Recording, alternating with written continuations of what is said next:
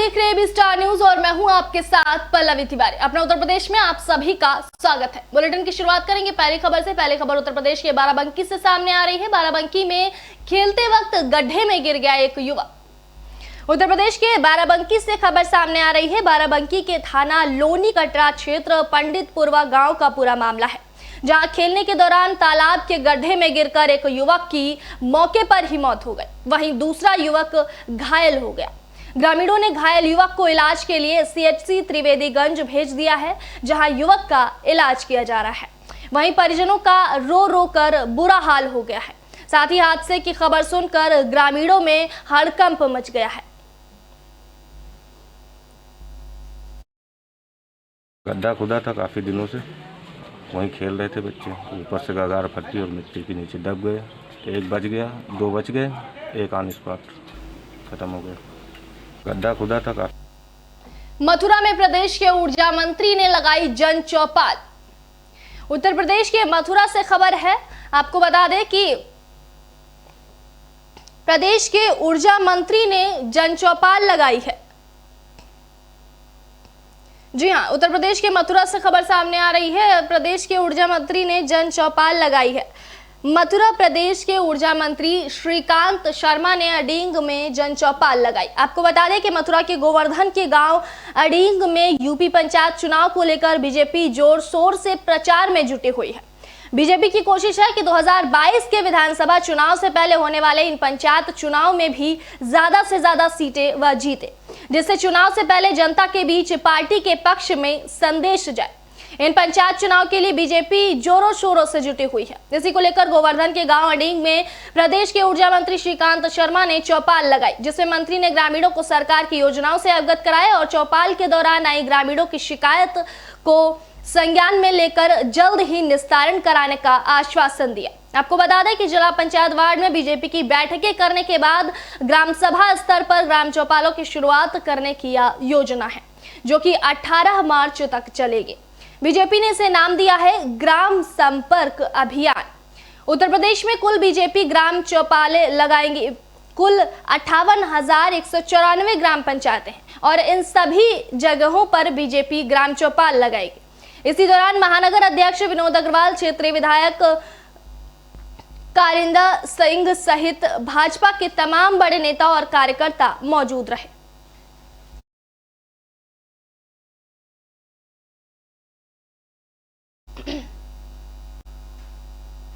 लखनऊ की अलीगंज पुलिस ने बड़ा खुलासा किया है।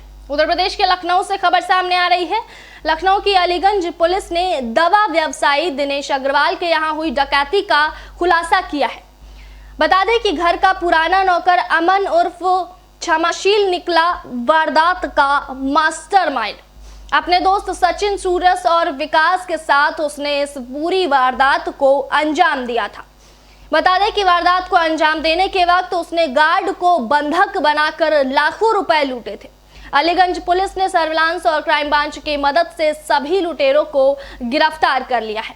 वहीं लूट का 4.5 लाख नगद बैंक में जमा कराया गया, 1.70 हजार की जमा रसीद और घटना में प्रयुक्त एक कार, मोबाइल फोन भी बरामद किया गया है। साथ ही आपको बता दें कि लुटेरों में एक नाबालिग भी शामिल था। यह वारदात बीती 10 मार्च को घटी थी। वहीं प्रेस वार्ता कर डीसीपी नाथ रईस अख्तर ने गिरफ्तार करने वाली टीम को 20,000 रुपए का इनाम देने की घोषणा की है। भी थाना अलीगंज में छानबीन हुई थी और अभी जब ये घटना हुई है तो उन्होंने सीसीटीवी देख करके ये पहचाना था कि ये हमारा जो क्षमाशील नौकर है उसका ये काम हो रहा है और उनके साथ जो लड़का है वो विकास है। हालांकि अभी तक की छानबीन में विकास का कोई रोल सामने नहीं आया है। क्षमाशील है और उसके जो 3 अन्य साथी हैं, जिसमें सचिन, सुयश और शिवा वर्मा, ये तीनों लोग इन्वॉल्व हैं। इसमें जो सीसीटीवी सामने आ रहा था सर, उसमें कई लोग दिखाए गए थे, लेकिन उसमें बाहर वाले सीसीटीवी में ज़्यादा लोग दिख रहे थे, तो इसमें और कितने लोग शामिल हैं? जो बाहर वाली सीसीटीवी है उसमें चूँकि रोड के किनारा था और लगभग 8 साढ़े 8 बजे की घटना है, तो जैसा मैंने पहले भी बताया कि अभी हम लोग छानबीन इसमें कर रहे हैं। अगर इसमें और लोग के भी संलिप्त होने की हम लोग की पुष्टि होगी तो हम लोग और नाम इसमें बढ़ाएंगे, लेकिन जो अभी तक हम लोग को जानकारी इंट्रोगेशन में पता चला ये 4 लोग भी थाना अलीगंज में छानबीन हुई थी और अभी जब ये घटना हुई है भदोही में मंत्री नंदगोपाल गुप्ता नंदी का बड़ा बयान सामने आया है। उत्तर प्रदेश के भदोही से खबर सामने है। आपको बता दें कि शिया वक्फ बोर्ड के पूर्व अध्यक्ष वसीम रिजवी का सर कलम करने पर 11 लाख इनाम देने के ऐलान पर वक्फ मंत्री नंदगोपाल गुप्ता नंदी का बयान सामने आया है। नंदी ने कहा, कानून को हाथ में लेने की बात करने वालों पर कार्रवाई होगी। सर कलम जैसे बयानबाजी करने वालों पर कठोर कार्रवाई होगी। भदोही में एक कार्यक्रम में शामिल होने के दौरान पत्रकारों से बात करते हुए उन्होंने यह बयान दिया। गौरतलब है कि कुरान की 26 आयत हटाने की याचिका मुरादाबाद से की गई है। रिजवी का सर कलम करने पर 11 लाख देने का ऐलान किया गया है।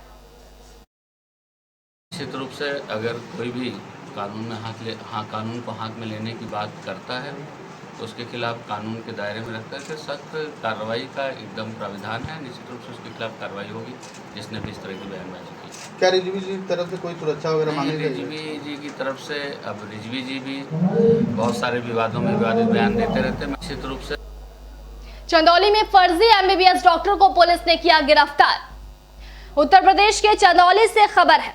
फर्जी MBBS डॉक्टर को पुलिस ने गिरफ्तार किया है। बता दें कि फर्जी डिग्री लेकर आदित्य मैटरनिटी नर्सिंग होम में प्रैक्टिस कर रहा था डॉक्टर। नर्सिंग होम प्रबंधक को MBBS MD की फर्जी डिग्री दिखाकर उसने एग्रीमेंट किया था। हॉस्पिटल प्रबंधक से 2,40,000 रुपए में फर्जी डॉक्टर ने एग्रीमेंट किया था। 60,000 रुपए प्रतिमाह की सैलरी पर OPD में यह फर्जी डॉक्टर काम कर रहा था। वहीं शक होने पर हॉस्पिटल प्रबंधक ने फर्जी डॉक्टर पर मुकदमा दर्ज कराया। गोरखपुर के देवरिया का निवासी शैलेंद्र चंद्र वर्मा इस फर्जी डॉक्टर का नाम है। गोरखपुर में भी आपको बता दें कि फर्जीवाड़ा कर चुका है ये। सदर पुलिस ने फर्जी डॉक्टर पर मुकदमा दर्ज कर फिलहाल जेल भेज दिया है। जांच के बाद शैलेंद्र चंद्र वर्मा को गिरफ्तार किया गया है और उन्हें जेल भेजा जा रहा है। ये मूलतः गोरखपुर के रहने वाले हैं और हाल पता उनका देवरिया है। इसमें सर ये डॉक्टर के रूप में प्रचार प्रसार भी उनका हुआ है। कई बार गोरखपुर में विज्ञापन पेपर में भी निकले थे। इसके बारे में भी क्या जानकारी थी? नहीं, उनको जानकारी नहीं थी, लेकिन जांच से बाद में पता चला कि इनकी डिग्री फर्जी है और वहाँ गोरखपुर में भी इन्होंने इस ढंग से कार्य किया था और यहाँ अपने को MBBS MD डिग्री बताया और MCI का सर्टिफिकेट दिखाया। इस आधार पर विश्वास करके इन्हें अपने यहाँ काम पर रख लिया, लेकिन बाद में संदेह होने पर यह जांच करने पर डिग्री फर्जी निकली, जिसके आधार पर उन्होंने मुकदमा। यूपी के कासगंज में डेटाबेस का कराया गया ड्राई रन। उत्तर प्रदेश के कासगंज से खबर सामने आ रही है। कासगंज शहर के सोरो गेट पुलिस चौकी इलाके में सदर CO RK तिवारी और जिला विज्ञान सूचना अधिकारी के निर्देशन में पुलिस और यातायात विभाग द्वारा रेड ऐप यानी कि डाटाबेस का ड्राई रन कराया गया है। इस दौरान भारत सरकार NIC द्वारा विकसित software integrator road accident database software का ड्राई रन टेस्ट सदर कोतवाली क्षेत्र की सोरो गेट पुलिस चौकी के सामने तिराहे पर किया गया है।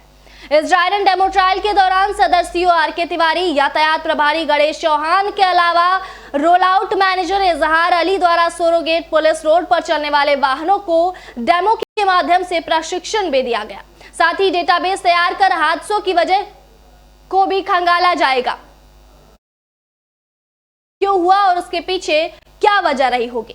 किसी तरह से हादसा होने से बचाया जा सकता था, जिसका पूर्वाभ्यास शुरू कर दिया गया है। यह मोबाइल एप्लीकेशन 15 मार्च 2021 को लाइव हो जाएगा। भारत सरकार के सड़क परिवहन राजमार्ग मंत्रालय की ओर से इंटीग्रेटेड रोड एक्सीडेंट डेटाबेस के अंतर्गत हम डेटा संग्रह कर रहे हैं। सड़क दुर्घटनाओं को रोकने के लिए और सड़क पर जो भी अव्यवस्था पैदा हो रहा है उनको रोकने के लिए हम एक डाटा संग्रह कर रहे हैं और इसके तहत अपने निरीक्षक, उप निरीक्षक एवं समस्त पुलिसकर्मियों को प्रशिक्षण दे रहे हैं, जिसके आधार पर दुर्घटनाओं को व्यापकता से रोका जा सके। इसके आधार पर हमने यहाँ पे प्रशिक्षण दिया। हमारे कई पुलिसकर्मी यहाँ मौजूद रहे। सभी को बताया गया किस प्रकार से सड़क दुर्घटनाओं को रोकने के लिए उक्त स्थान पर पहुँचने के बाद उसका जो है एक पूरा डिटेल जो है उस डाटाबेस पर एंटर करना है। बागपत में राज्यपाल सत्यपाल अभिनंदन समारोह में शामिल हुए। उत्तर प्रदेश के बागपत से खबर है। मेघालय के राज्यपाल सत्यपाल मलिक आज अपने गृह जनपद बागपत पहुंचे थे, जहां कस्बा अमीनगर सराय में अभिनंदन समारोह में वो शामिल हुए और वहां पर मंच से बोलते हुए उन्होंने कहा कि देश में किसानों की हालत को खराब बताया और कहा कि सरकार को किसानों के बारे में सोचना चाहिए, क्योंकि देश का किसान बेहाल है। एमएसपी को कानून के दायरे में करा दो तो मैं किसान आंदोलन को खत्म करा दूंगा। उन्होंने कहा कि दिल्ली से किसानों को दबाव और अपमानित करके और खाली हाथ मत भेजना, क्योंकि मैं जानता हूं सरदारों को 300 बरस तक नहीं भूलते हैं और जिस देश का किसान और जवान नहीं होता, जस्टिफाइड उस देश को कोई नहीं बचा सकता है। राज्यपाल सत्यपाल मलिक ने कहा कि गवर्नर सिफारिश के लिए नहीं होता, उसे मना प्रधानमंत्री की तरफ से कि सिफारिश मत करना, एमपी करेगा या एमएलए करेगा, लेकिन अगर बन गया है तो उसे कुछ ना कुछ ऐसा काम करना चाहिए कि लोग ये कहे कि गवर्नर बना था तो उसने ये किया।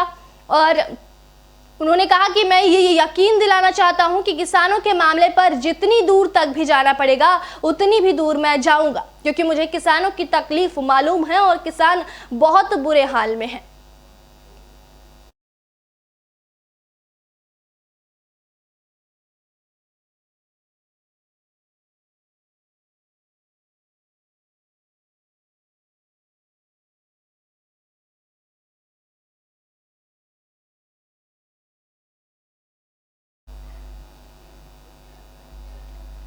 संभल में 25 वर्षीय युवक ने पारिवारिक कलह के चलते कर लिया सुसाइड।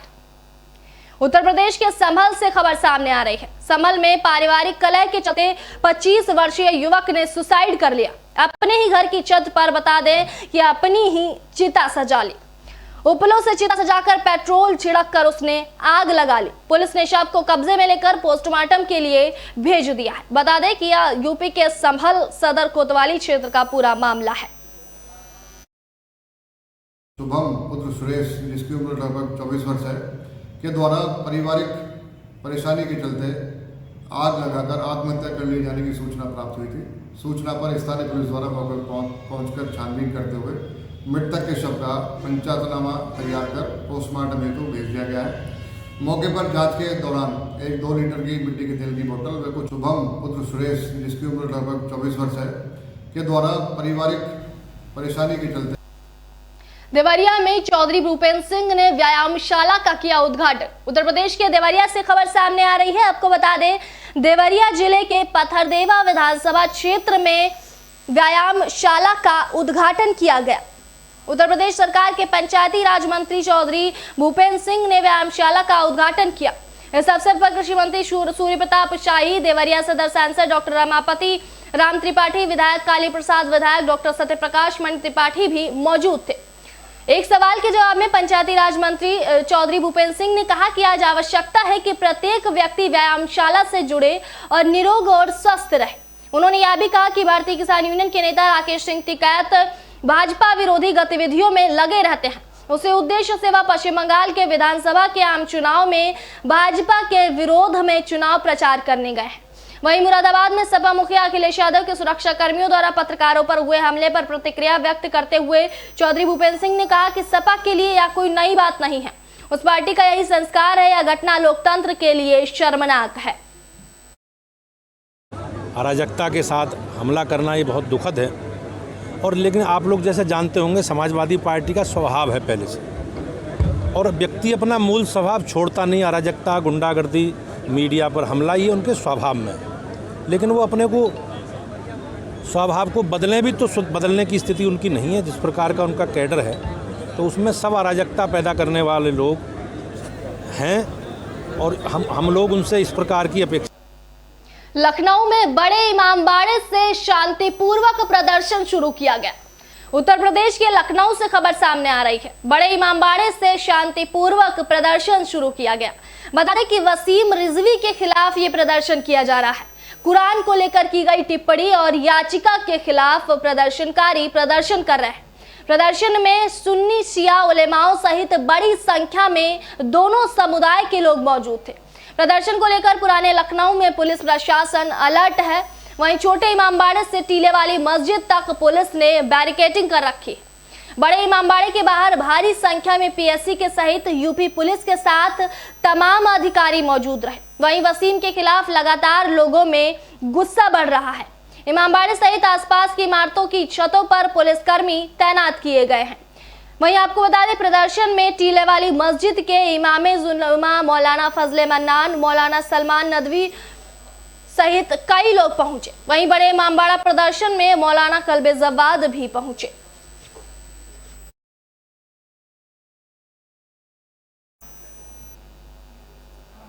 अपने उत्तर प्रदेश में अभी के लिए इतना ही। फिलहाल देखते रहिए एबी स्टार न्यूज। नमस्कार।